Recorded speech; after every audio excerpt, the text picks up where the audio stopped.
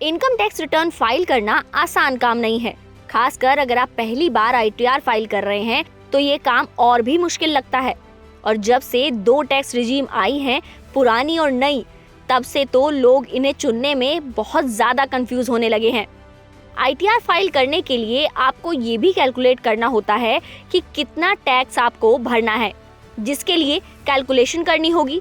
यानी कि ITR file करने में बहुत मशक्कत करनी पड़ सकती है। घबराइए नहीं, ये इतना भी मुश्किल नहीं है, और अगर है भी तो हम आपको इसका आसान तरीका बताते हैं।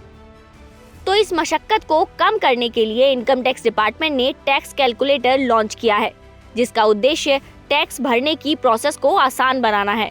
इनकम टैक्स डिपार्टमेंट के टैक्स कैलकुलेटर की मदद से आप ये भी चुन सकेंगे कि कौन सी टैक्स रिजीम आपके लिए बेहतर है। आप यहाँ दोनों रिजीम में अपनी कुल टैक्स लायबिलिटी की कैलकुलेशन और तुलना कर सकते हैं।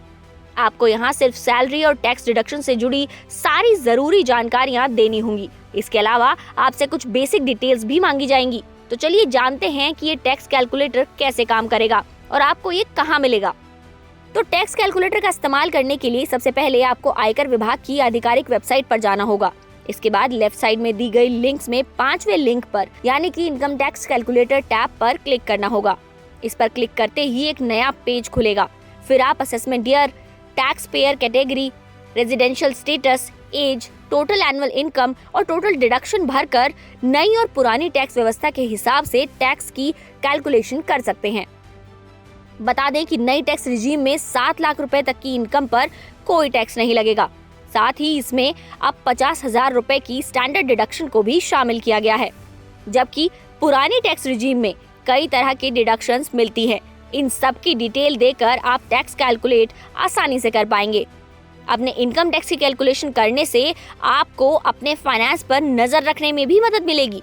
इसके साथ ही अगर आपको पहले से पूरे साल के लिए टैक्स कटौतियों का अंदाजा है तो आप अपने खर्चों की प्लानिंग भी कर पाएंगे। तो आपको हमारी ये वीडियो कैसी लगी हमें कमेंट बॉक्स में जरूर बताइएगा, और ऐसी वीडियोस के लिए लगातार बने रहें हमारे साथ और देखते रहें जागरण बिजनेस।